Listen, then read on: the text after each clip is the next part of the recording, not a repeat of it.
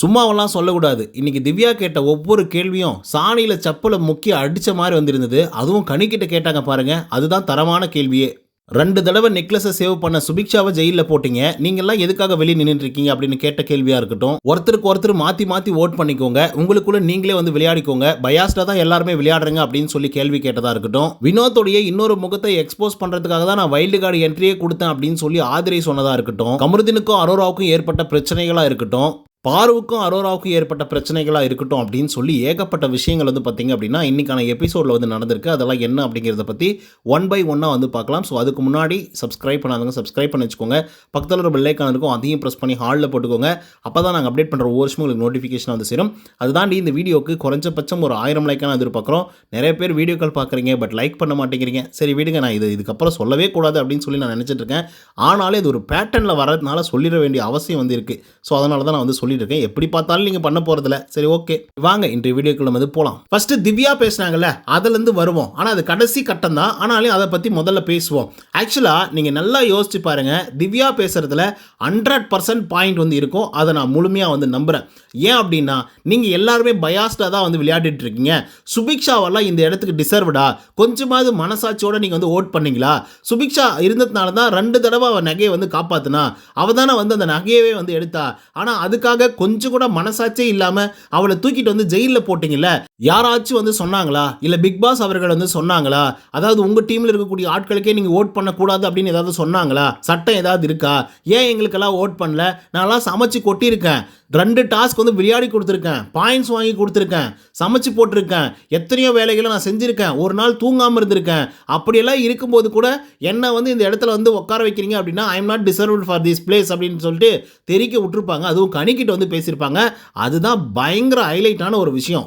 ஆக்சுவலாக திவ்யா பேசுறது கரெக்டா அப்படின்னு சொல்லி கேட்டிங்கன்னா உண்மையாக சொல்கிறேன். 100க்கு 1000% வந்து உண்மையான விஷயங்கள். ஏன்னா திவ்யா அவ்வளோ எஃபர்ட் வந்து போட்டிருக்காங்க, சமைச்சிருக்காங்க, கேரக்டரில் சில வேலைகளை பண்ணியிருக்காங்க, 2 டாஸ்க் வின் பண்ணி கொடுத்துருக்காங்க. அது இல்லாமல் ஃபிசிக்கல் வயலன்ஸ் எல்லாம் நடக்கும்போது அவங்களுக்காக, அதாவது அவங்களுடைய டீம்மேட்ஸ்க்காக எத்தனையோ முறைகளில் வாய்ஸ் அவுட் வந்து பண்ணியிருக்காங்க. சரி, அவங்கள ஒரு பக்கம் வைப்போம். இன்னொரு பக்கம் சுபிக்ஷாவுக்காக வந்து பேசுகிறாங்க. எவ்வளோ அழகாக பேசுகிறாங்க பாருங்கள். சுபிக்ஷா 2 தடவை, எப்படி 2 தடவை நகையை வந்து சேவ் பண்ணா. ஃபர்ஸ்ட் டைம் வந்து அவள் நகையை வந்து எடுத்தா, இன்னொரு டைம் கமருதீன் எடுக்கும்போது அந்த நகையை வந்து சேவ் பண்ணா. ஸோ எல்லா விஷயத்தையும் அவள் பண்ணியிருக்கா. ஸோ அப்படி இருந்தும் அந்த பொண்ணை தூக்கிட்டு வந்து ஜெயிலில் போடுறீங்க அப்படின்னா அந்த பொண்ணு இந்த ஜெயிலுக்கு வந்து டிசர்வ்டா அப்படின்னு ஒரு கேள்வி கேட்குறாங்க. அந்த கேள்விக்கு கனியால் சொல்ல முடியல. நீங்கள் பயாஸ்டாக வந்து விளையாடுறீங்க. ஒருத்தரை நம்ம சொல்லிக்கணும் அப்படின்னு சொல்லி பேசி வச்சுட்டு விளையாடுற மாதிரி வந்து விளையாடிட்டு இருக்கீங்க. இப்படிப்பட்ட விளையாட்டை விளையாடுறதுக்கு என்னால் முடியாதுங்க. நீங்கள் இப்படி தான் விளையாடுவீங்க அப்படின்னா தயவு செய்து சொல்கிறேன், நாமினேஷனில் என்னை போட்டு குத்துங்க. அதுக்கப்புறம் நான் எவிக்ட் ஆகி வெளியே போயிடுறேன். அதுக்கப்புறம் நீங்கள் எப்படியோ ஒன்று ஆடிக்கோங்க அப்படின்னு சொல்லி தெரிக்க விட்டுருப்பாங்க. ரியலாக சொல்கிறேன், அவங்களுடைய வயிற்றெரிச்சல் கண்டிப்பாக இவங்களால சும்மாவே விடாதுங்க. சபரி அவர்கள் வந்து பெஸ்ட் பர்ஃபார்மரில் போட்டதை என்னால் சத்தியமாக ஏற்றுக்கவே முடியல. அதே டீமில் எத்தனை பேர் எஃபர்ட் போட்டு நைட்டெல்லாம் முழிச்சு என்னென்னவோ பண்ணி எவ்வளவோ விஷயங்களை வந்து பண்ணாங்க. அப்பையெல்லாம் வந்து பார்த்தீங்க அப்படின்னா அதெல்லாம் விட்டுட்டு சபரி அவர்களை பெஸ்ட் பர்ஃபார்மராக தேர்ந்தெடுத்தாங்க பாருங்க, தற்குறி பசங்க. இதில் கடைசியாக சொல்லியிருப்பாங்க திவ்யா, ரொம்ப அழகாக சொல்லியிருப்பாங்க. சமைக்கணும்னா திவ்யா வேணும், பாயிண்ட்ஸ் வேணுமா திவ்யா வேணும், நைட்டெல்லாம் தூங்காமல் இருக்கணுமா திவ்யா வேணும். கடைசியாக நீங்கள்லாம் ஒன்றா சேர்ந்து ஒரு விளையாட்டை விளையாடிட்டு எட்டு வந்து என்னை இங்கே உட்கார வச்சிருக்கீங்க அப்படின்னு சொல்லி ஒரு தரமான கேள்வி வந்து கேட்டிருப்பாங்க. இந்த கேள்விக்கு யாராலுமே பதில் சொல்ல முடியல. அமைதியா நின்று வேடிக்கை மட்டும் தான் பார்த்துட்டு இருந்தாங்க.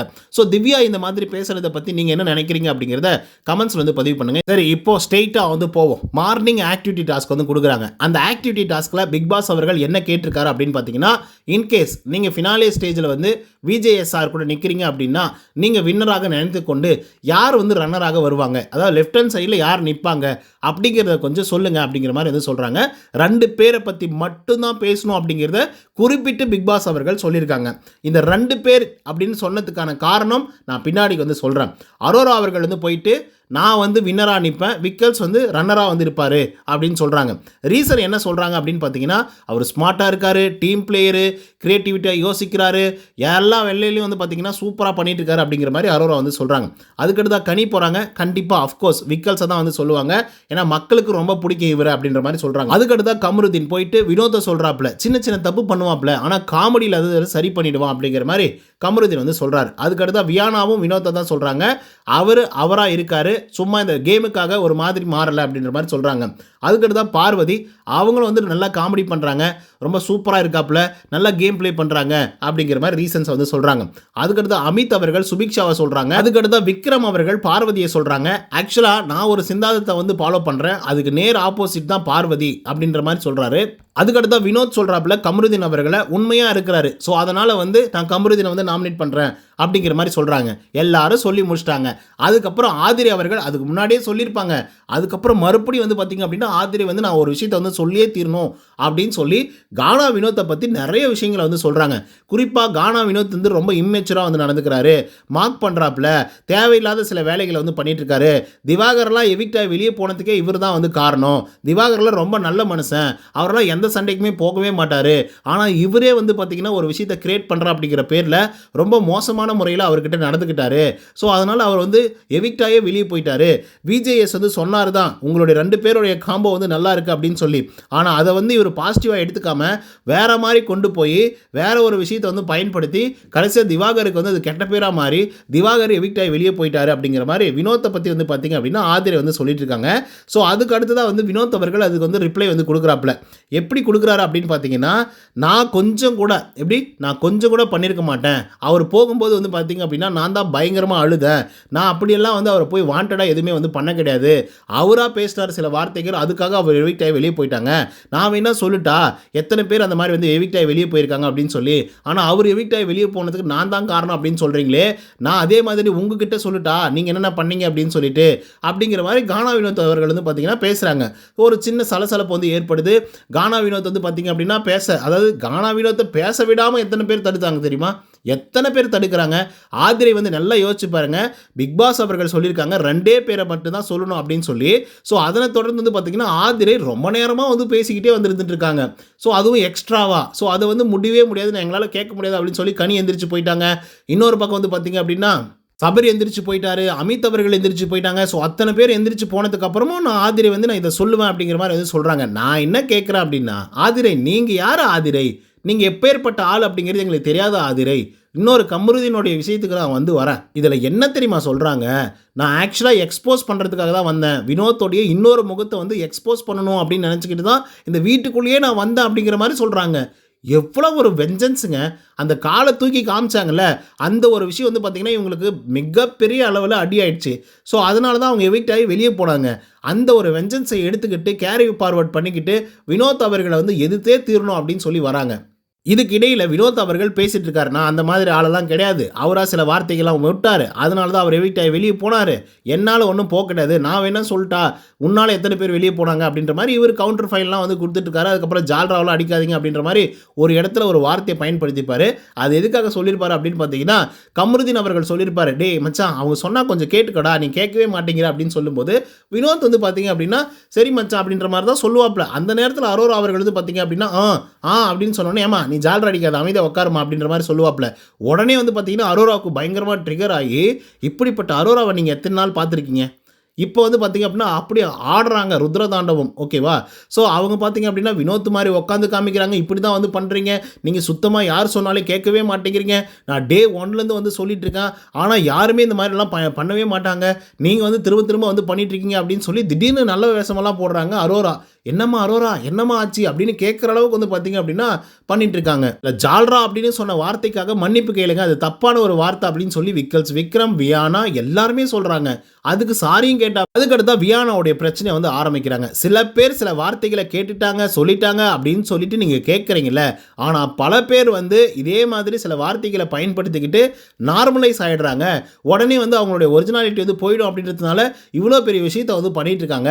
நீங்களும் அவங்களுக்கு வந்து சைன்ஸ் அப் தட்டிக்கிட்டு ஜாலியாக வந்து இருந்துட்டு இருக்கீங்க. அவரை வந்து பார்த்தீங்கன்னா மோல்டப் பண்ணிட்டே வந்து இருக்கீங்க. அவர் வந்து சொல்லி சிரிச்சுக்கிட்டே வந்து பார்த்தீங்க அப்படின்னா சில வேலைகளை வந்து பண்ணி விட்டு போயிடுறாப்புல, சில வார்த்தைகளை வந்து கொட்டிட்டு போயிடுறாப்புல அப்படின்னு சொல்லி வியானா வந்து சொல்கிறாங்க. அப்போ வந்து பார்த்திங்கன்னா மற்றவங்களாம் கேட்குறாங்க, யாருன்னு சொல்லுமா நம்ம கேட்போம் அப்படின்னு சொல்லும்போது, அப்படிலாம் ஒன்றும் இல்லை நான் பொதுவாக தான் வந்து சொல்கிறேன் அப்படின்னு சொல்லுவாங்க. ஆனாலும் இல்லை நீ சொல்லு அப்படின்னு சொல்லும்போது வியானா சொல்லுவாங்க, ஏங்க அவர் கூட தான் அந்த மாதிரி வந்து சொல்லிகிட்டே வந்து போயிடுவாப்புல, சில வார்த்தைகளை பயன்படுத்திட்டு போயிடுவார், ஆனால் அதை சிரித்து வந்து சமாளிச்சிருவார். ஸோ அவரெல்லாம் யாருமே நீங்கள் கேட்கவே மாட்டீங்க, இன்றைக்கி ஒரு ஆள் கிடைச்சிட்டாங்க அப்படின்றதுக்காக எல்லாரும் வந்து கேட்குறீங்களே, ஏன் அவரை வந்து கேட்குறதே இல்லை அப்படின்னு சொல்லி பயங்கரமாக தெருக்கி விட்டுருப்பாங்க. அது ஆக்சுவலாக நல்ல ஒரு விஷயம். அதுக்கு விக்ரம் வந்து பார்த்தீங்கன்னா, ஒரு ரிப்ளை வந்து குடுத்துருப்பாப்ல. யாராச்சும் நான் வந்து பேசியோ, நான் காமெடி பண்ணியோ ஹர்ட் ஆயிருக்காங்க அப்டின்னா, நான் உடனே அவங்களுடைய விஷயத்தையே வந்து ஸ்டாப் பண்ணிடுவேன். நான் அந்த மாரி பண்ணவே மாட்டேன். பார்வதி கூட ஒரு தடவ இந்த மாரி சொல்லியிருக்காங்க. ஸோ உடனே வந்து பார்த்தீங்க அப்டின்னா, நான் நிறுத்திட்டேன் அப்டிங்கிற மாரி விக்கல்ஸ் வந்து சொல்லிட்டு இருக்காரு. ஆனா, நீங்க எல்லாமே அப்டிதான் வந்து சொல்லிட்டு இருப்பீங்க.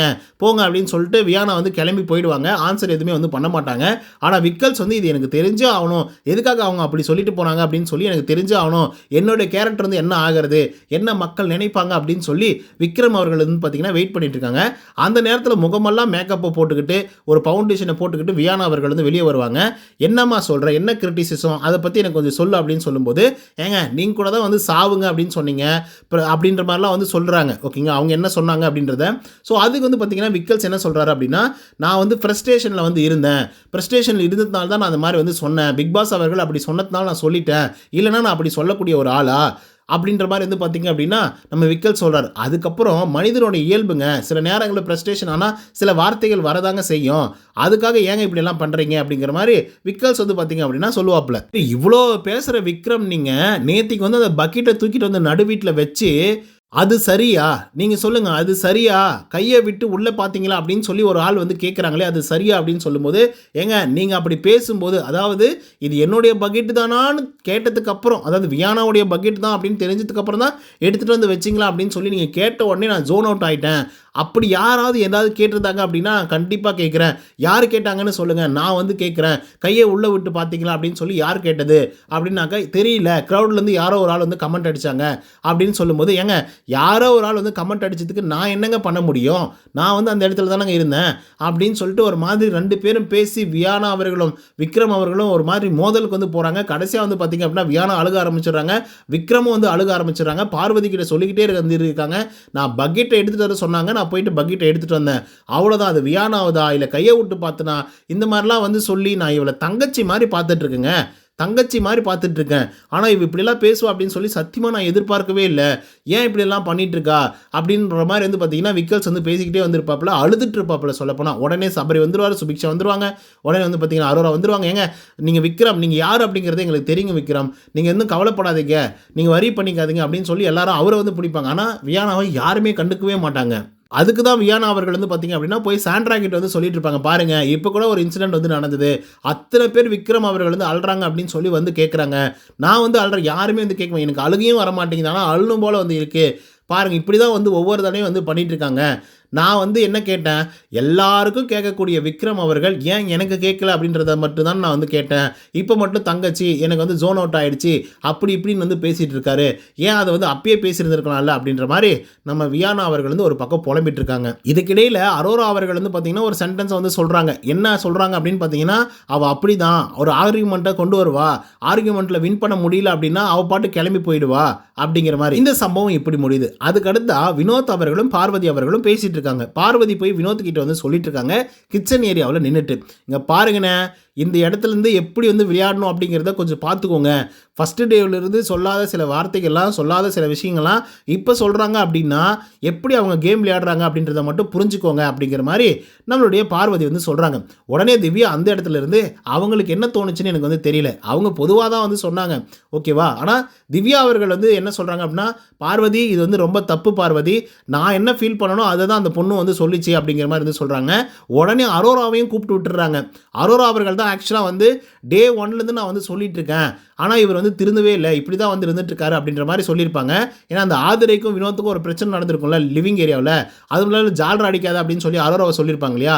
ஸோ அதுக்கப்புறமாக வந்து பார்த்தீங்க அப்படின்னா இந்த கான்வர்சேஷன் வந்து நடந்திருக்கும். அப்போ வந்து சொல்லியிருப்பாங்க, டே 1லேருந்து வந்து சொல்லிட்டு இருக்கேன், ஆனால் நீ வந்து சுத்தமாக திருந்தவே இல்லை அப்படின்ற மாதிரி. ஸோ இதனை தொடர்ந்து வந்து பார்த்தீங்க அப்படின்னா பார்வதி அவர்கள்கிட்ட அரோரா அவர்கள் வந்து பிரச்சனை பண்ணுறாங்க. பார்வதி சொல்கிறாங்க, ஏமா நான் பொதுவாக தான் வந்து சொன்னேன், நீ தான் குறிப்பிட்டு நான் சொல்ல கிடையாது, நான் உன்னை பற்றி எல்லாம் பேசவே கிடையாது அப்படிங்கிற மாதிரி சொல்கிறாங்க. அதுக்கு அரோரா வந்து என்ன சொல்கிறாங்க அப்படின்னா, நீ தான் ஜாடமாடியாக பேசுகிற ஒரு ஆளாச்சே, நீ இப்படி தானே பேசுவ, அதனால் அப்படி தான் கண்டிப்பாக நீ என்னை பற்றி தான் வந்து பேசியிருப்ப, நான் தான் வந்து சொன்னேன் அப்படிங்கிற மாதிரி அரோரா அவர்கள் வந்து சொல்கிறாங்க. எங்கே பாரு, நான் ஜென்ரலாக சொன்னேன், நான் உன்னன்னு குறிப்பிட்டு சொல்லலை. இந்த மாதிரி வந்து ஃபஸ்ட்டு டேவிலேருந்து சொல்லாத சில ஆட்கள் வந்து இப்போ வந்து சொல்கிறாங்க அப்படின்னா அது அவங்களுடைய கேமாக கூட இருக்கலாம், அது அவங்களுடைய ஸ்ட்ராட்டஜியாக கூட வந்து இருக்கலாம். ஸோ அதனால் நீ பார்த்து விளையாடிக்கோனே, பார்த்து இருந்துக்கோனே அப்படின்னு நான் சொன்னேன். அவ்வளோதான், அது நீ அப்படின்னு சொல்லி குறிப்பிட்டு சொல்ல கிடையாது அப்படிங்கிற மாதிரி அரோரா கிட்ட சொல்கிறாங்க. ஆனால் அரோரா வந்து பார்த்திங்கன்னா இல்லை நீ ஜாடமாடியாக தான் வந்து பேசுவ, நீ வந்து எப்பயுமே அப்படி பண்ணக்கூடிய ஒரு ஆள் தானே, உனக்கு வந்து ரத்தம் மற்றவங்களுக்கு வந்து தக்காளி சட்னியா அப்படின்ற சில வார்த்தைகள்லாம் பயன்படுத்துகிறாங்க அரோரா ஆக்சுவலாக. ஸோ அந்த இடத்துல வந்து பார்த்திங்க அப்படின்னா நிறைய விஷயங்களை பற்றி பேசுகிறாங்க. பார்வதி வந்து சொல்கிறாங்க எனக்கு தெரியும் என்ன ஃப்ரீடம் அப்படின்னு சொல்லி, நான் வந்து ஜாடமாடியாக பேசுகிறதாவே கூட வந்து இருக்கட்டும், அது என்னுடைய கேரக்டர், அது என்னுடைய டெசிஷன், என்னுடைய ஃப்ரீடம். அது நீ வந்து ஆடி ஒரு விஷயத்தை வந்து பண்ணுற அப்படின்னா, சில பேர் பாடி பண்ணுறாங்க அப்படின்னா, பாடி சொல்கிறாங்க அப்படின்னா, நான் வந்து இப்படி தான் சொல்லுவேன், இது என்னுடைய ஃப்ரீடம் அப்படிங்கிற மாதிரி வந்து பார்த்திங்க அப்படின்னா சொல்கிறாங்க.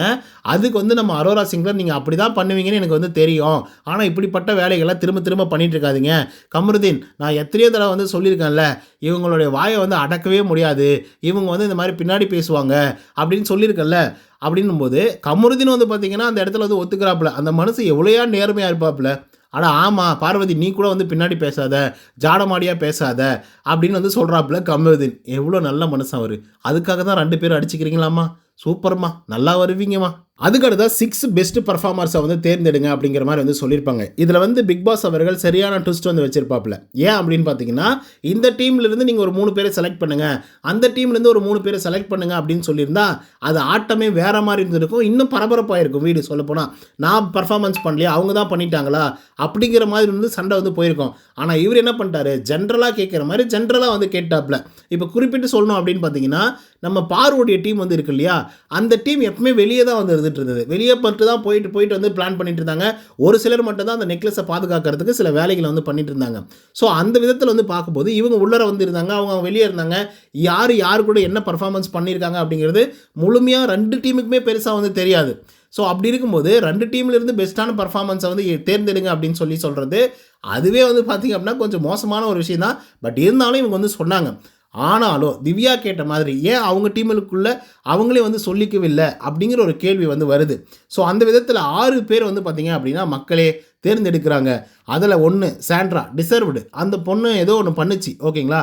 2வது அரோரா, அவங்க ஏதோ வந்து அந்த கேரக்டருக்குள்ளே வந்து இருந்தாங்க, என்னென்னமோ பண்ணாங்க அப்படின்னாங்க. நான் வந்து அதை பார்க்கல, ஆனால் அந்த கேரக்டருக்குள்ளே அந்த கண்ணாடியை போட்டு ஏதோ சீன் போட்டு சுற்றிட்டு இருந்தாங்க, டான்ஸ் ஆடிட்டு இருந்தாங்க. ஸோ அதனால் அந்த பொண்ணை வந்து செலக்ட் பண்ணிட்டாங்க ஓகேவா. ஆனால் ஒரே ஒரு தடவை அந்த கமருதீன் வந்து பார்த்திங்கன்னா 2வது அட்டெம்ப்ட் அடிக்கும்போது இவங்களும் போயிருப்பாங்க, கீழே விழுந்திருப்பாங்க, அவ்வளோதான், கீழே தான் விழுந்திருப்பாங்க, வேறு எதுவும் பண்ணல. அதுக்கப்புறம் நகையை கையில் எடுத்து வச்சுருப்பாங்க. இதுதான் அந்த டாஸ்க்குக்கு இவங்க பண்ண பெரிய கான்ட்ரிபியூஷன். அதுக்கடுத்து தான் விக்ரம் அவர்கள், அவர் அந்த கேரக்டருக்குள்ளே வந்திருந்தாப்புல, அந்த நெக்லஸை வந்து பாதுகாத்துட்டே வந்திருந்தார். ஸோ அவரை செலக்ட் பண்ணதில் தப்பு கிடையாது. அதுக்கடுத்தா கனி அவர்கள் ஒட்டு கேட்டதுனால இவங்களை வந்து செலக்ட் பண்ணியிருக்காங்க அப்படி தான் சொல்லணும். ஆக்சுவலாக சொல்லப்போனால் ஏங்க, கனியை விட இந்த கேமை எவ்வளோ பேர் சுவாரஸ்யமாக விளையாடினாங்க தெரியுமா? சுபிக்ஷா விளையாடினாங்க. அன்னைக்கு வந்து நீங்கள் லாக் பண்ணி என்னவோ பண்ணியிருந்தாலும் கூட சுபிக்ஷா தான் அந்த நகையை எடுத்தாங்க. 2வது டைம் வந்து கமருதீன் அட்டெம்ப்ட் அடித்து ஃபஸ்ட் டைம் வந்து கமருதீன் அட்டெம்ப்ட் அடித்து அதில் நெக்லஸ் வந்து பிச்சு கீழே விழுந்து அதை கூட பார்க்காம எடுத்துகிட்டு போய் வெளியே போய் போட்டாப்புல கமருதீன். பட் அந்த நெக்லஸை வந்து பார்த்திங்கன்னா நம்ம சுபிக்ஷா தான் சேவ் பண்ணாங்க. ஸோ அவங்களுக்கு வந்து பர்ஃபார்மன்ஸ் கொடுக்கலிங்க, பெஸ்ட் பர்ஃபார்மர் அப்படின்றது கொடுக்கவே கிடையாது.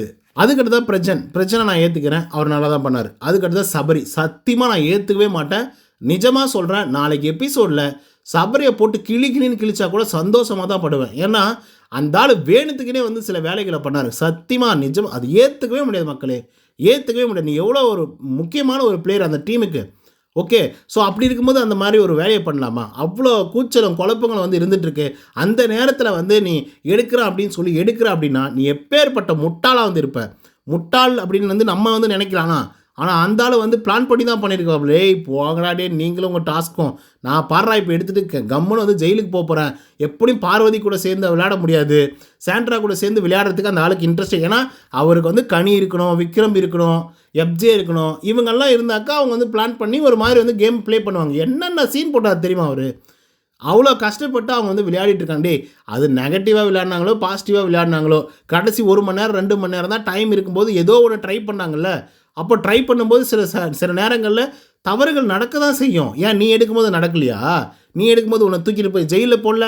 அந்த மாதிரி சில தவறுகள் செய்ய தான் செய்வாங்க. ஸோ அதுக்கே என்னமோ பில்டப் பண்ணி கையில் இருக்கிறதெல்லாம் புட்டிங்கி விசாட்டுறாப்புல, இந்த பிளான் வந்து அதுக்கு தான் ஒத்தே வராது அப்படின்னு சொல்லி நான் சொன்னேன் அப்படின்னு சொல்லி ஒரு சீனை போடுறாப்புல, எல்லாத்தையும் பண்ணிட்டு போய் ஜெயிலில் உட்காந்துட்டு அடுத்த நாள் வந்துட்டு சரி என்ன பண்ணலாம் அப்படின்னு சொல்லி போய் கேட்கும்போது கூட இந்த ஆள் ஒழுங்கான ஆன்சரே சொல்லலை தெரியுமா? எதிர் டீம் கிட்ட போய் பேசிகிட்டு இருக்காங்க மக்களே. எனக்கு சுத்தமாக பிடிக்கல. நான் வந்து டாஸ்க்கெல்லாம் விளையாட மாட்டேன், அவங்க விளையாடுறதுனா விளையாடட்டும். நிஜமாக சொன்னாங்க. இந்த ஸ்டேட்மெண்ட்டை அப்படியே சொன்னாருங்க. அமித் கிட்ட, விக்ரம் கிட்டெல்லாம்.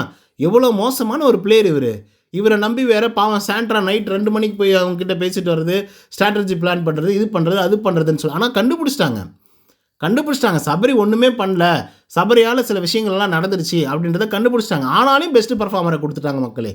சத்தியமாக அதால் என்னால் வந்து நிஜமாகவே ஏற்றுக்க முடியாது.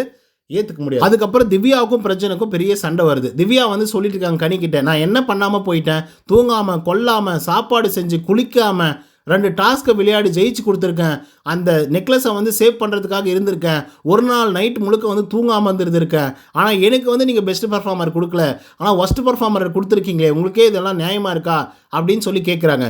அதுக்கு வந்து கனி சொல்கிறாங்க. அதுக்கப்புறம் பிரஜன் தான் சொல்கிறாப்புல, ஏங்க இதெல்லாம் வந்து பெஸ்ட் பர்ஃபார்மர் அப்படின்னு கொடுத்ததுனால நீ வந்து ஒஸ்ட் பர்ஃபார்மர்லாம் ஒன்றும் கிடையாது, என்ன கொஞ்சம் நூலிலையில் வந்து தப்பிடுச்சு, என்ன எப்படியா தப்பிடும் அது, எப்படி தப்பிடும் அது? இதில் திவ்யா அவர்கள் ஒரு ஸ்டேட்மெண்ட் வந்து விட்டுருப்பாங்க. அதாவது கொஞ்சமாவது ஒரு இதுவாக இருந்தது வந்து கனி மட்டும் தான், மற்ற யாருமே என்னோடய டீமில் வந்து எனக்கு சப்போர்ட் பண்ணவே கிடையாது, எல்லாத்துக்கும் வந்து பார்த்திங்கன்னா இப்படி தான் பண்ணிட்டாங்க அப்படிங்கிற மாதிரி ஓப்பனாக போட்டு உடச்சிருப்பாங்க. சரியான பாயிண்ட் அது ஆக்சுவலாக சொல்லப்போனால். அதுக்கடுத்து வந்து பார்த்திங்க அப்படின்னா கமருதீனுக்கும் ஆதிரைக்கும் அரோரா அவர்களுக்கும் ஒரு பிரச்சனை வந்து வருது.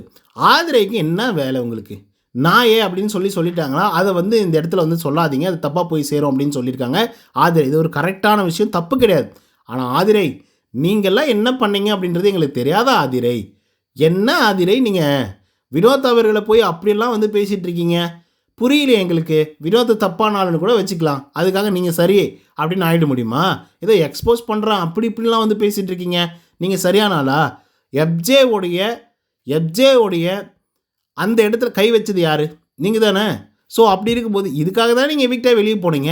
இதெல்லாம் நீங்கள் போயிட்டு வெளியே போய் நான் லைவெல்லாம் பார்த்தேன், எல்லாரையும் பார்த்துக்கிட்டு தான் வந்திருந்தேன், பேருக்கு தான் நான் வெளியே இருந்தேன், ஆனால் எல்லாமே லைவில் நான் பார்த்துக்கிட்டு தான் வந்திருந்தேன். பார்த்துட்டு தானே இருந்தீங்க. அப்போ இந்த சீன்ஸையும் கொஞ்சம் போட்டு பாருங்கள், நீங்கள் என்ன பண்ணிவிட்டு வெளியே போனீங்க அப்படின்றதெல்லாம் தெரியும். நாய்களா அப்படின்னு சொல்லி ஒரு வார்த்தையை பயன்படுத்தியிருக்காப்புல நம்மளுடைய கமருதீன். அது வழக்கமாக வந்து அரோரா கிட்ட பண்ணுறது தான், சொல்கிறது தான். சபரியும் வந்து சொல்லியிருக்காப்புல, ஓகேவா? ஸோ இதை வந்து ஆதிரை வந்து சொல்லாதீங்க இந்த இடத்துல அப்படின்ற மாதிரி சொல்லியிருக்காங்க. அந்த இடத்துல ஆமாம் சொல்லக்கூடாது அப்படின்ற மாதிரி அரோரா சொல்லியிருக்காங்க. இதுக்கு வந்து கமருதீனுக்கு பயங்கரமாக கோவம் வந்துடுச்சு. ஏன் அப்படின்னா, நான் வழக்கமாக சொல்கிற விஷயம் தானே, சொன்னதுக்கப்புறம் ஆமா ஜாமி வந்து போட்டுட்ருக்க, ஏன் இதுக்கு முன்னாடி நான் சொன்னதே கிடையாதா, வாங்க போங்கன்னு பேசுகிறேன், ஆதிரை தான் உனக்கு ரொம்ப முக்கியமா அப்படின்னு சொல்லி கேட்கும்போது ஆதிரை வந்து சொல்கிறாங்க, இது ஒரு நல்ல விஷயம் தானுங்க, இது வந்து ஒரு என்ன சொல்கிறது நேஷ்னல் மீடியா, ஸோ அதனால் வந்து நான் சொன்னேன், இதில் என்ன தப்பு இருக்குது அப்படின்னு சொல்லி கேட்கும். அப்படியாம்மா என்னுடைய தப்பு தான்மா அப்படின்னு சொல்லி அரோரா காலில் விழுறாப்புல. அது ட்ராமாஸ்டிக்காக வந்து இருக்கும், உங்களுக்கு ட்ராமாவாக வந்து இருந்துகிட்ருக்கோம். ஆக்சுவலாக சொல்ல போனால் அவருடைய ஃபீலிங் அவருக்கு தான். நான் நிஜமாகவே சொல்கிறேன், அவர் மேலே 1000 விமர்சனங்கள் வந்து இருக்கட்டும், அவர் மேலே யாராவது நம்பிக்கை வச்சாங்க அப்படின்னா அவரை கைவிட மாட்டார். அது நான் வந்து 100% சொல்லுவேன். பார்வதிக்கு எத்தனையோ பிரச்சனைக்காக கமருதீன் அவர்கள் நின்றுருக்காப்புல, அரோராவுக்கு பிரச்சனை வரும்போதும் நின்றுருக்காப்புல. ஏன்னா ஃப்ரெண்டுக்கு மேலே அப்படின்ற ஒரு ஃபீலிங்ஸ் வந்து அவருக்குள்ளே வந்து இருக்குது. அதனால் வந்து பார்த்திங்கன்னா நின்றுருக்காரு. ஸோ இன்றைக்கி 3வது மனுஷி வந்து சொல்கிற அளவுக்கு நீ வந்து விட்டு வச்சுருக்க, உனக்கு ஆதிரை தானே முக்கியம் அப்படிங்கிற மாதிரி அந்த கான்வர்சேஷன் பெருசாக வந்து பில்டப் ஆகுது.